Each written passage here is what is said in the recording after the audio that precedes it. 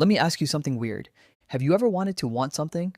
Like, you know you should work out, you know you should study or write, but when the moment comes, nothing. No drive, no pull, just resistance. And what's even stranger is some people actually crave the hard stuff. They wake up early and feel good about it. They finish a difficult task and want more.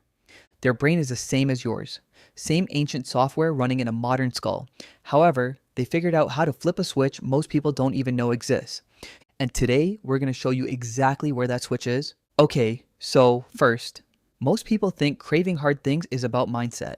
Like, if you just believe in yourself hard enough, you'll start loving the grind. That's not how your brain works at all. Here's what's actually happening.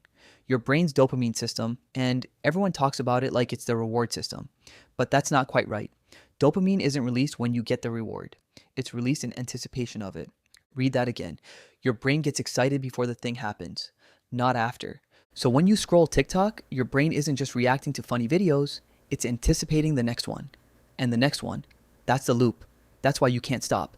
Now, what if you could hijack that same anticipation and attach it to hard things? Here's where it gets interesting. There's this phenomenon researchers call temptation bundling. The idea is simple. You pair something you have to do with something you want to do. But most people get this wrong. They use it like a bribe. I'll watch Netflix after I study.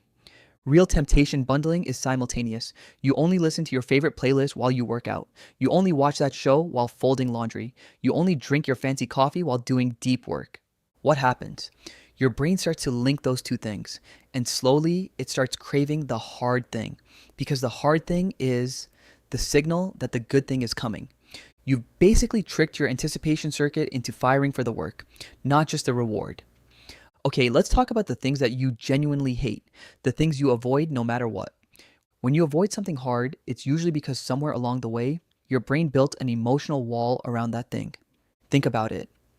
Why do people avoid the gym? Is it really because exercise is painful? Or is it because they tried before, it didn't work, and now just thinking about the gym brings up feelings of failure? Your brain isn't avoiding the task. It's avoiding the feeling it has learned to associate with that task. So the move is to rebuild the association. Here's how you do it. And this part is kind of counterintuitive. You make the hard thing stupidly small. You want to run? Don't run. Just put on your shoes and stand outside. That's it. Done. You want to study? Open the book. That's your whole goal. What will actually happen is every time you do the tiny version and it doesn't hurt, and sometimes you even keep going for way longer than planned, your brain rewrites that entry. Oh, that wasn't so bad. And it lowers the emotional wall. Do that enough times, and one day you notice that you actually want to start because your brain no longer fears it. Now, here's the angle most people completely miss. Most people, when they hit resistance, they interpret it as a sign. This isn't working.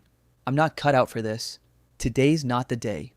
But high performers, they've learned to interpret resistance completely differently. For them, resistance is the signal, not the stop sign, the green light. When something feels hard, they think, oh, this is the part where most people quit, which means this is exactly where I need to stay. It's called reframing, and here's the wild part. It's not just a mindset trick. Studies on stress and performance show that people who label difficulty as meaningful, not just painful, but meaningful, actually perform better and recover faster than people who see difficulty as a threat. You're not avoiding the hard thing because you're weak. You're avoiding it because you've been telling yourself that hard equals bad. And once you flip that, once hard starts to mean this matters, everything changes.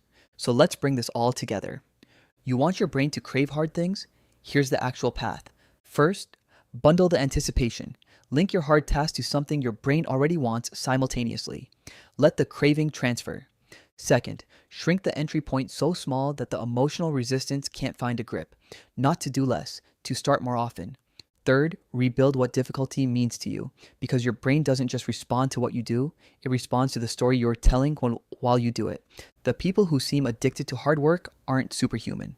They've just gone through this loop enough times that their brain has genuinely updated its reward map.